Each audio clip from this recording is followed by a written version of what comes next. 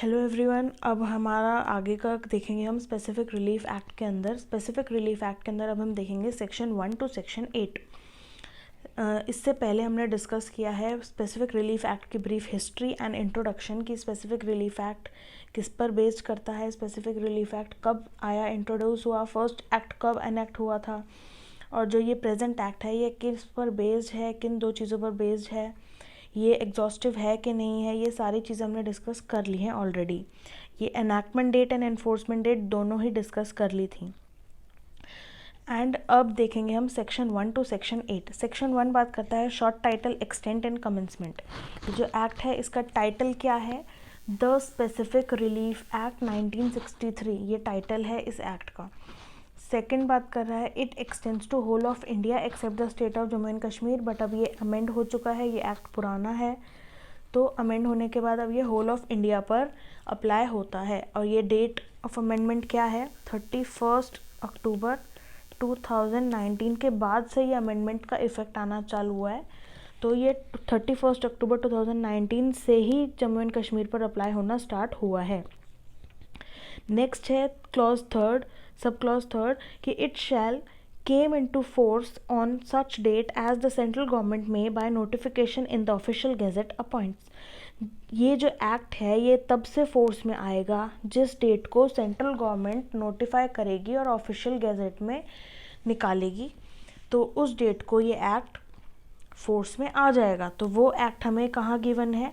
नीचे गिवन है यहाँ पे 1 मार्च 1964। ये मैंने कल भी बताई थी लास्ट लेक्चर के अंदर कि 1 मार्च 1964 जो है ये है डेट ऑफ एनफोर्समेंट और कमेंसमेंट।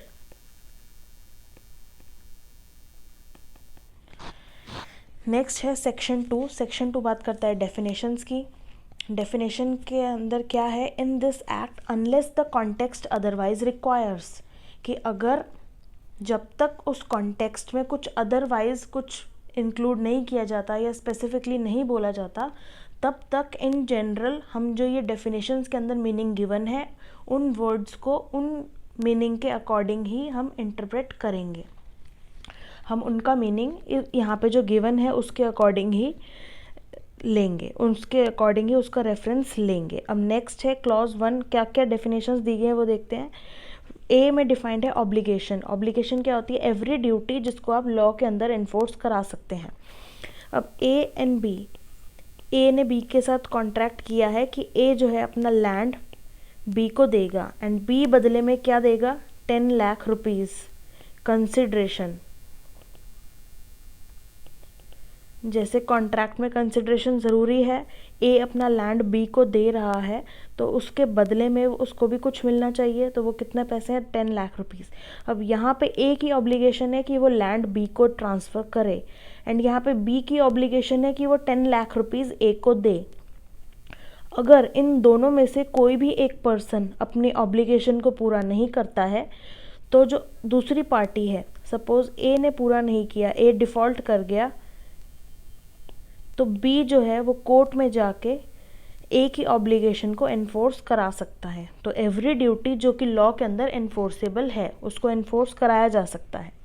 बी बात करता है सेटलमेंट की। सेटलमेंट मीन्स कोई एक इंस्ट्रूमेंट जिसके अंदर डेस्टिनेशन और डिवोल्यूशन बता रखा है सक्सेसिव इंटरेस्ट का, जो अभी नहीं मिला है आगे जाके कोई सक्सेसिव इंटरेस्ट मिलेगा उसके अंदर, उसका डिवोल्यूशन कि इसको किस तरीके से बांटा जाएगा, या डेस्टिनेशन बता रखी है कि सपोज़ ये प्रॉपर्टी में है, इसमें कोई इंटरेस्ट है, सक्सेसिव इंटरेस्ट जो बाद में मिलेगा आपको, ये कहाँ कहाँ डेस्टिनेशन, ये यहाँ के बाद एक पर्सन है इसके पास है अभी, ये इस पर्सन के बाद ये सी के पास जाएगा, डी के पास जाएगा, ई के पास जाएगा, तो ये डेस्टिनेशन हो गई इस प्रॉपर्टी की। जो सक्सेसिव इंटरेस्ट है ये इसकी डेस्टिनेशन हो गई, सी डी और ई। अब चाहे वो मूवेबल प्रॉपर्टी हो या इमूवेबल प्रॉपर्टी हो, कोई भी प्रॉपर्टी हो सकती है। इंस्ट्रूमेंट के अंदर अगर डेस्टिनेशन बता रखी है, डिवोल्यूशन बता रखा है सक्सेसिव इंटरेस्ट का, मूवेबल और इमूवेबल प्रॉपर्टी कोई भी प्रॉपर्टी में, या तो वो डिस्पोज ऑफ कर रहे हैं या अग्री टू डिस्पोज ऑफ कर रहे हैं उसके अकॉर्डिंग, इंस्ट्रूमेंट के अकॉर्डिंग, तो वो है हमारा सेटलमेंट। बट इस सेटलमेंट के अंदर क्या इंक्लूड नहीं है अदर देन अ विल और कॉडिसाइल। कॉडिसाइल और विल इसके अंदर इंक्लूड नहीं है। कॉडिसाइल मीन्स उससे पहले अगर विल के अंदर ही कुछ अमेंडमेंट्स करते रहते हैं तो उसको बोलते हैं कॉडिसाइल। नेक्स्ट है क्लॉज सी। सी बात कर रहा है ट्रस्ट। ट्रस्ट मतलब क्या है, section 3 of Indian trust act के अंदर जो ट्रस्ट है वही सेम ट्रस्ट इसके अंदर माना जाएगा और includes any obligation in the nature of trust. Trust के नेचर में कोई भी ऑब्लिगेशन है तो उसको भी इंक्लूड करा जाएगा इसके मीनिंग के अंदर। नेक्स्ट है ट्रस्टी। ट्रस्टी मतलब वो पर्सन जो होल्ड कर रहा है ट्रस्ट के नाम पे प्रॉपर्टी को, तो वो हो जाएगा ट्रस्टी। नेक्स्ट है क्लॉज ई। ये हमने पहले ही देख चुके हैं कि all other words and expressions here and after जो डिफाइन नहीं किए गए हैं तो उसका मीनिंग हम कहाँ से लेंगे, इंडियन कॉन्ट्रैक्ट एक्ट से लेंगे। क्लियर है। नेक्स्ट है सेक्शन 3। सेक्शन 3 बात करता है कि ये जो एक्ट है ये कहाँ पर अफेक्ट नहीं कर रहा है, किन 2 चीज़ों पर ये एक्ट अफेक्ट नहीं कर रहा है। फर्स्ट कि अगर कोई भी पर्सन चाहे तो स्पेसिफिक परफॉर्मेंस के अलावा अगर किसी और एक्ट के अंदर कोई और रिलीफ अवेलेबल है उसके लिए तो वो ले सकता है। इस एक्ट के अंदर कुछ भी ऐसा नहीं है जो उस पर्सन को रोक रहा है कि आप वो रिलीफ मत लीजिए और स्पेसिफिक रिलीफ एक्ट ही लीजिए। ठीक है, तो क्या कह रहे हैं section 3 savings except as otherwise provided hearing nothing in this act shall be deemed. यहाँ पे सेव कर रहे हैं उसको कि ये एक्ट जो पिछली लॉ है या जो पहले रेमेडीज़ दी गई थी लॉ के अंदर ये उसको इफेक्ट नहीं कर रहा, उसको सेव करके चल रहा है। Nothing in this act shall be deemed to deprive.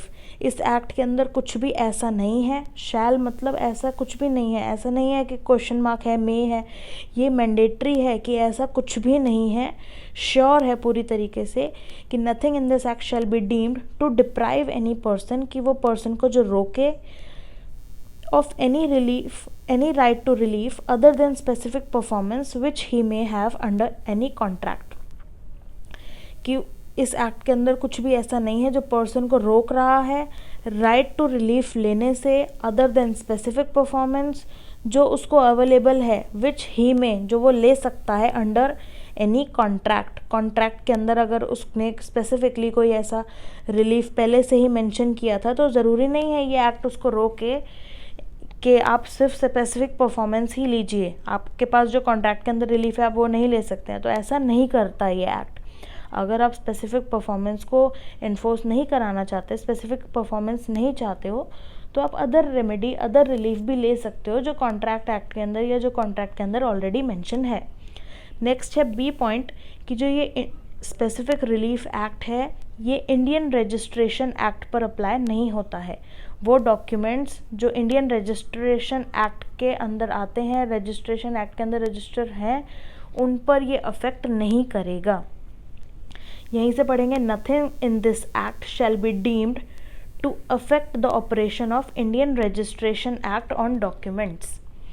Next है सेक्शन 4। सेक्शन 4 बात कर रहा है कि जो स्पेसिफिक रिलीफ है वो ग्रांट किया जाता है केवल एनफोर्स करने के लिए इंडिविजुअल सिविल राइट्स, ना कि पीनल लॉज को।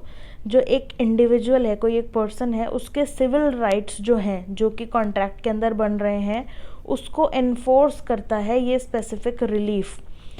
ये पीनल लॉज को एनफोर्स नहीं करता है कि आप ऐसा नहीं कर सकते कि कॉन्ट्रैक्ट अगर किसी पर्सन ने ब्रीच किया है और आपको अगर उसके कॉन्ट्रैक्ट के ब्रीच करने से कोई लॉस हुआ है, कोई डैमेज हुआ है, कोई इंजरी हुई है, तो आप कहो कि इसको 100 कोड़े बरसाए जाएं इसके ऊपर, इसने ऐसा किया, या इसको समाज से बेदखल कर दिया जाए तो ये पीनल लॉ हो गया, या इसको इतने साल की कठोर कारावास सुनाई जाए, इम्प्रिजनमेंट दिया जाए, तो ऐसा नहीं होगा। ये सिर्फ सिविल राइट्स को एनफोर्स करता है स्पेसिफिक रिलीफ। आपको या तो स्पेसिफिकली रिलीफ या उस कॉन्ट्रैक्ट की परफॉर्मेंस मिल जाएगी या डैमेजेस मिल जाएंगे या कंपनसेशन मिल जाएगा। पीनल लॉ को आप एनफोर्स नहीं करा सकते इस एक्ट के अंदर। नेक्स्ट है section 5 recovery of specific immovable property. कि अगर आपके पास कोई इमूवेबल प्रॉपर्टी है, वो भी स्पेसिफिक है कि हमें यही इमूवेबल प्रॉपर्टी चाहिए, उसकी रिकवरी आप कैसे कराएंगे। तो a person entitled to the possession of specific immovable property may recover it in the manner provided by the code of civil procedure 1908। अब कोई भी पर्सन जो एंटाइटल्ड है उस स्पेसिफिक इमूवेबल प्रॉपर्टी के पोजेशन के लिए, तो यहाँ पे हम पोजेशन की बात कर रहे हैं। कोई भी पर्सन अगर उस प्रॉपर्टी के लिए एंटाइटल्ड है तो वो उसको रिकवर करा सकता है। कैसे? सिविल प्रोसीजर कोड के अंदर जो भी प्रोसीजर दे रखा है उसको अपनाते हुए। आप मसल पावर यूज़ नहीं करेंगे, आप कोई भी कॉर्जन यूज़ नहीं करेंगे, कोई इलीगल मीन्स यूज़ नहीं करेंगे। जो कि प्रोसीजर लॉ के अंदर दिया गया है, एंड जो सिविल प्रोसीजर है वो कहाँ दिया गया होता है? वो CPC के अंदर दिया होता है। क्या है? Code of civil procedure. तो जो भी आपको अगर इमूवेबल प्रॉपर्टी, वो भी स्पेसिफिक है, आपने स्पेसिफिक मतलब पर्टिकुलर कि हमें ये ही प्रॉपर्टी रिकवर करानी है, मेरा राइट सिर्फ इस प्रॉपर्टी पर है। प्रॉपर्टीज़ ये जनरल बहुत सारी प्रॉपर्टी हो गई, बट स्पेसिफिक मुझे यही प्रॉपर्टी चाहिए, यही है जो मेरे दादाजी ने मुझे दी है, यही मेरी एंसेस्ट्रल प्रॉपर्टी है और इसका पोजेशन मुझे चाहिए, मैं एंटाइटल्ड हूँ इसके पोजेशन के लिए। तो ये हो गई स्पेसिफिक। ये स्पेसिफिक इमूवेबल प्रॉपर्टी को अगर आपको रिकवर कराना है तो सिविल प्रोसीजर कोड के अंदर जो प्रोसीजर दिया हुआ है वो आपको फॉलो करना होगा, एंड उसके ज़रिए ही आप इसके पोजेशन को रिकवर करा सकते हैं। बट आप एंटाइटल्ड होने चाहिए, मतलब आपके पास टाइटल होना ज़रूरी है। अगर आपके पास टाइटल है तो ही आप उस प्रॉपर्टी को रिकवर करा सकते हैं, चाहे वो टाइटल आपको कैसे भी मिला हो, गिफ्ट करा हो आपके पेरेंट्स ने या दादाजी ने आपको, या आपके ग्रैंडफादर ने, किसी भी, जो भी आपके पुश्तैनी वो प्रॉपर्टी चली आ रही है, इंसेस्ट्रल प्रॉपर्टी भी है, तो आपके पास वो टाइटल के पेपर्स और ये सब होना चाहिए। नेक्स्ट है section 6, suit by person dispossessed of immovable property.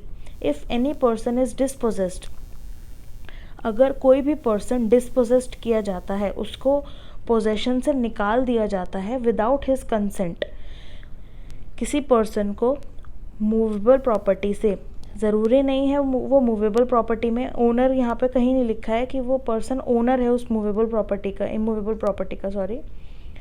Suit by person dispossessed of immovable property, कि अगर कोई पर्सन को डिस्पोजेस्ड किया जाता है उसकी कंसेंट के बिना इमूवेबल प्रॉपर्टी से, वो भी otherwise than in due course of law, हम ड्यू कोर्स ऑफ लॉ के अंदर रह के उसको डिस्पोजेस नहीं कर रहे, कोई इलीगल मीन से डिस्पोजेस कर रहे हैं या कोई अदर मीन से, लॉ के अंदर रहते हुए लॉ के ज़रिए हम उसको डिस्पोजेस नहीं कर रहे हैं, हम अदर मीन से उसको डिस्पोजेस कर रहे हैं।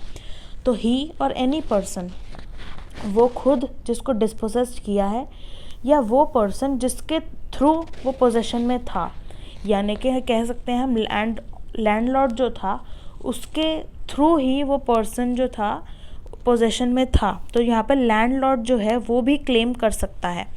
वो पर्सन क्या कर सकते हैं? क्लेमिंग थ्रू हिम में बाय सूट फाइल कर सकते हैं, रिकवर पोजेशन, बावजूद इसके not with standing any other title that may be set up in such suit. कोई और टाइटल भी अगर सेट करना है इस सूट में तो आप सेट कर सकते हैं, बट पोजेशन के बेसिस पे आप ये रिकवर करा सकते हैं। ये प्रूफ करके आपको सिर्फ सेक्शन 6 के अंदर ये प्रूफ करना पड़ेगा कि आपके पास उस समय पोजेशन थी, एंड आपको विदाउट लॉफुल यूज़ के, लॉफुल कोर्स ऑफ लॉ के कोई भी इलीगल मीन्स यूज़ कर रहे हैं और आपको इमूवेबल प्रॉपर्टी से डिस्पोजेस कर दिया गया है आपकी कंसेंट के बिना, एंड आप जो है वो एंटाइटल्ड हैं उसकी पोजेशन लेने के लिए, तो आप पोजेशन के बेसिस पे उस इमूवेबल प्रॉपर्टी का पोजेशन वापस से रिकवर कर सकते हैं। अब नेक्स्ट है, इसके अंदर कौन कौन से पर्सन एंटाइटल हैं सेक्शन 6 के अंदर सूट फाइल करने के लिए। तो वो जिस पर्सन को डिस्पोजेस्ड किया गया है वो पर्सन, एंड जिसके थ्रू वो पर्सन पोजेशन में था वो पर्सन, यानी कि लैंडलॉर्ड। ए जो था वो बी प्रॉपर्टी में रह रहा था, ये प्रॉपर्टी है बहुत बड़ी, और इसका जो मालिक है वो है सी। ए को डिस्पोजेस्ड कर दिया डी ने, डी आया, डी ने ए को डिस्पोजेस्ड कर दिया, जैसे कि सेक्शन 6 के अंदर बताया है, विदाउट ए की कंसेंट के इमूवेबल प्रॉपर्टी है यही, और without due course of law, कोई भी due course of law use नहीं करा और उसको डिस्पोजेस्ड कर दिया। अब यहाँ पर सूट फाइल कौन कर सकता है? जो ए है, जो डिस्पोजेस्ड हुआ है, वो सूट फाइल कर सकता है। एंड वो पर्सन जिसके थ्रू, सी के थ्रू ही ए पोजेशन में था ना, तो सी मतलब ये लैंडलॉर्ड, जो लैंडलॉर्ड है वो भी सूट फाइल कर सकता है। अब बावजूद इसके the any other title that may be set up in such suit, बावजूद इसके कि ये जो सेक्शन है ये पोजेशन की बात कर रहा है, उसके बावजूद भी अगर इस सूट के अंदर कोई टाइटल जो है उसको सेटअप करना पड़ता है तो आप कर सकते हो। सी ने अगर सूट फाइल किया है तो वो अपना पहले टाइटल प्रूव करेगा कि मैं मालिक हूँ, और फिर टाइटल के बेसिस पे वो पोजेशन को रिकवर कर सकता है। नेक्स्ट है क्लॉज 2 कि no suit under this section shall be brought, कोई भी सूट इस सेक्शन के अंदर नहीं फाइल किया जाएगा इस पीरियड के बाद, after the expiry of 6 months from the date of dispossession. जैसे ही आपको डिस्पोजेस्ड किया गया है उसके 6 महीने का आपके पास टाइम है, 6 महीने के अंदर अंदर ही आप सूट फाइल कर सकते हैं, उसके बाद फाइल नहीं कर सकते हैं, तो आप बाहर हो जाएंगे लिमिटेशन पीरियड में। बट टाइटल के बेसिस पे आप सूट फाइल कर सकते हैं, टाइटल के बेसिस पे सेक्शन 5 के अंदर आप सूट फाइल कर सकते हैं। अगर आपको ऐसे ही डिस्पोजेस्ड किया है, 6 महीने के अंदर अंदर आपने रिकवर नहीं किया, तो आप पोजेशन के बेसिस पे नहीं कर सकते, टाइटल के बेसिस पे कर सकते हैं। बेटर टाइटल ऑफ प्रूफ अगर कर देते हैं तो आपके पास 12 ईयर्स का टाइम है। अगर आपने 12 ईयर्स तक भी ये नहीं प्रूव किया तो एडवर्स पोजेशन में जिसने डिस्पोजेस्ड किया है आपको, वो जो लैंड है, वो जो इमूवेबल प्रॉपर्टी है, वो उसी पर्सन की हो जाएगी। नेक्स्ट है जो सेक्शन 6 है, सेक्शन 6 के अंदर आप सूट फाइल नहीं कर सकते अगेंस्ट द गवर्नमेंट, गवर्नमेंट के अगेंस्ट आप सूट फाइल नहीं कर सकते। अगर कोई भी government, state government, central government, अगर वो आपको डिस्पोजेस्ड कर रही है तो हम ये प्रिज्यूम करके चलेंगे कि वो ड्यू कोर्स ऑफ लॉ के अंदर ही आपको डिस्पोजेस्ड कर रही है और आपकी कंसेंट की ज़रूरत नहीं है, या सर्कमस्टांसेस ऐसे हैं, आप ही ने कोई गलत काम किया है ऐसा कि आपकी कंसेंट की लेने की ज़रूरत नहीं है वहाँ पर, तो कुछ भी ऐसा हो सकता है सिचुएशन। बट आप गवर्नमेंट से सूट फाइल नहीं कर सकते और अपनी प्रॉपर्टी को पोजेशन के बेसिस पे रिकवर नहीं कर सकते। बट अगर गवर्नमेंट ने आपको डिस्पोजेस्ड किया है तो आप गवर्नमेंट को बेटर टाइटल प्रूव करके अंडर सेक्शन 5 अपनी प्रॉपर्टी को रिकवर कर सकते हैं। क्योंकि आपके पास टाइटल है तो सेक्शन 5 के अंदर टाइटल के बेसिस पे आप अपनी प्रॉपर्टी को रिकवर कर सकते हैं फ्रॉम गवर्नमेंट। नेक्स्ट है clause 3, no appeal shall lie and any review. ये जो सेक्शन 6 है, इसका जो भी सूट फाइल होगा, जो भी डिसीजन होगा, जो भी ऑर्डर या डिक्री पास करेगी कोर्ट, उसके अगेंस्ट आप कोई भी अपील और रिव्यू फाइल नहीं कर सकते हैं। तो ये बार है, जो भी कोर्ट ने डिसीजन दिया है वो फाइनल होगा। नेक्स्ट है nothing in this section shall bar any person from suing to establish his title.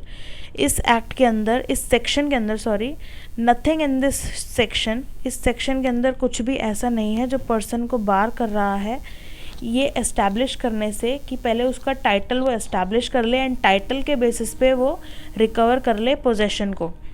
तो nothing in this section shall bar any person from suing to establish his title. Section 6 के अंदर भी पहले वो title के लिए स्यू करेगा, टाइटल प्रूव करने के बाद वो पोजेशन रिकवर कर सकता है। सेक्शन 5 जो है वो टाइटल की बात करता है, बट सेक्शन 6 भी आपको रोकता नहीं है, आप सेक्शन 6 के अंदर भी टाइटल के बेसिस पे सूट फाइल कर सकते हैं।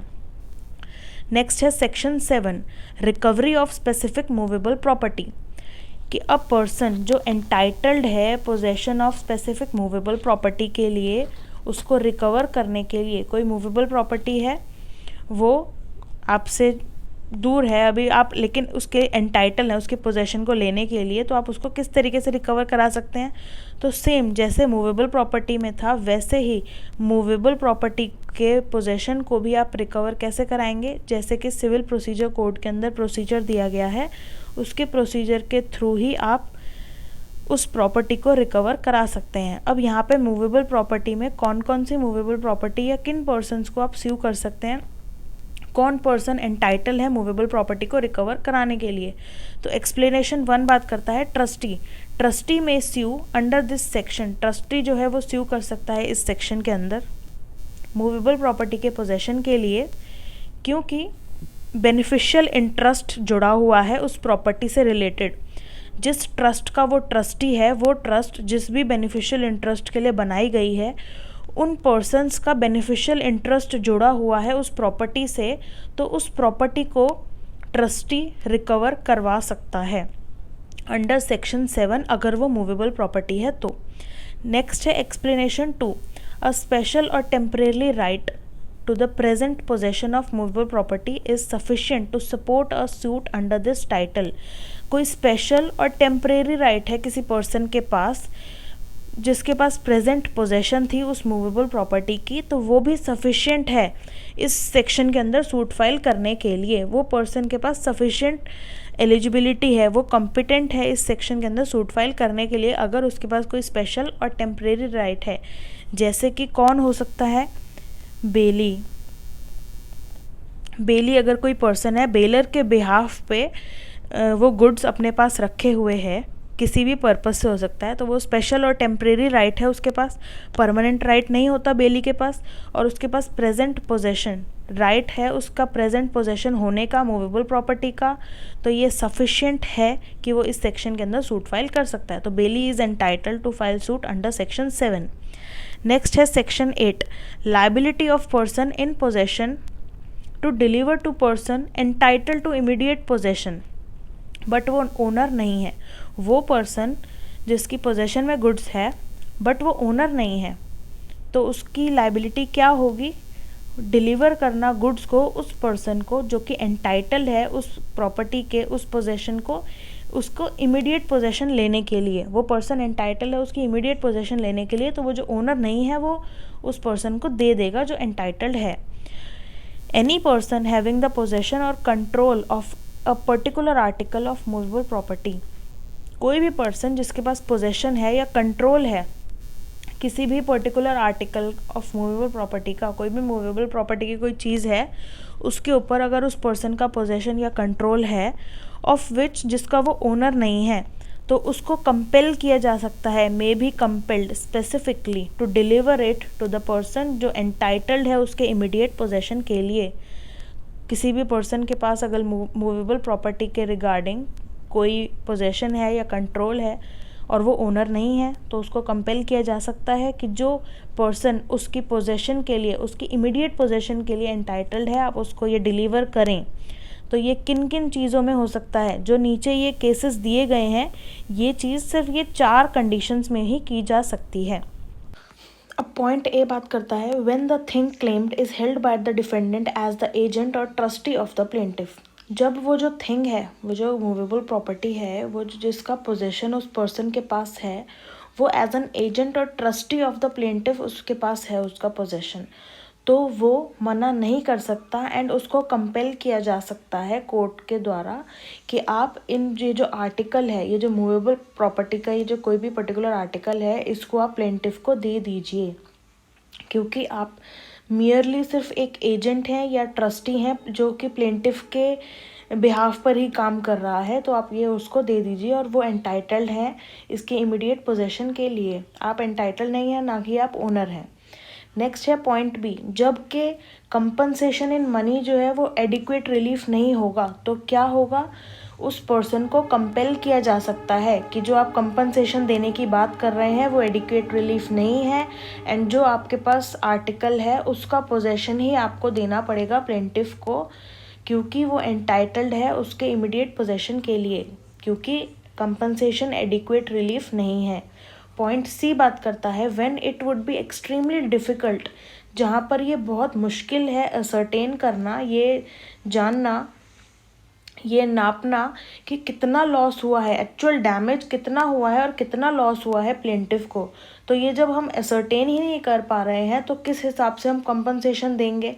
तो जब जिस सिचुएशन में हम असर्टेन ही नहीं कर पा रहे हैं, तो वहाँ पर उस पर्सन को कंपेल किया जा सकता है कि ये जो पर्टिकुलर मूवेबल प्रॉपर्टी है जिसका पोजेशन और कंट्रोल आपके पास है, आप इसको प्लेंटिफ को ट्रांसफ़र कर दीजिए, डिलीवर कीजिए, क्योंकि वो पर्सन एंटाइटल्ड है इसके इमीडिएट पोजेशन के लिए। पॉइंट डी बात करता है, when the possession of thing claimed has been wrongfully transferred from plaintiff, कि अगर वो जो थिंग है मूवेबल प्रॉपर्टी उसकी पोजेशन अगर रॉन्गफुली ट्रांसफ़र की गई है प्लेंटिफ के द्वारा उस पर्सन को, तो इसको कोर्ट जो है तो वो उस पर्सन को ये कह सकती है कि आप डिलीवर कीजिए इस गुड्स को या इस थिंग को वापस से प्लेंटिफ को, क्योंकि वो एंटाइटल्ड है इसके इमीडिएट पोजेशन के लिए। तो सिंपल सी बात है, इन 4 कंडीशन में ही कोर्ट उस पर्सन को कंपेल कर सकती है, स्पेसिफिकली बोल सकती है कि आप इन गुड्स को डिलीवर कीजिए उस पर्सन को जो कि एक्चुअल ओनर है एंड एंटाइटल्ड है इसके इमीडिएट पोजेशन के लिए। नेक्स्ट है explanation, unless and until contrary is proved, जब तक कॉन्ट्रेरी प्रूव नहीं हो जाता तो कोर्ट ये प्रिज्यूम करके चलेगी, क्लॉज बी एंड सी के उसमें कोर्ट ये प्रिज्यूम करके चलेगी। अब यहाँ पे बी और सी क्या था, बी था कि कंपनसेशन इन मनी जो है वो एडुकेट रिलीफ नहीं है, एंड जो एक्चुअल डैमेज है ये असर्टेन करना डिफ़िकल्ट है। तो इन दोनों के केसेस के अंदर अगर ऐसा सिनेरियो है उस केस के अंदर, तो कोर्ट ऑलरेडी ये प्रिज्यूम करेगी कि उस मूवेबल प्रॉपर्टी के लिए कंपनसेशन एडुकेट रिलीफ नहीं है, एंड ये बहुत मुश्किल है असर्टेन करना कि कितना डैमेज हुआ है। ये डिफेंडेंट का पार्ट है कि वो प्रूव करे कि कंपनसेशन एडुकेट रिलीफ है, बट इन जनरल कोर्ट ये प्रिज्यूम करके चलेगी कि जो प्लेंटिफ है उसको जो भी लॉस हुआ है कंपनसेशन से उसको एडिक्वेट रिलीफ नहीं मिलेगा, एंड ये बहुत डिफ़िकल्ट है असर्टेन करना एक्चुअल डैमेज को। तो जो एक्चुअल थिंग है इनमूवेबल प्रॉपर्टी है जो है उसी का इमीडिएट पोजेशन प्लेंटिफ को देना जाना चाहिए। तो ये बात करता है सेक्शन 8।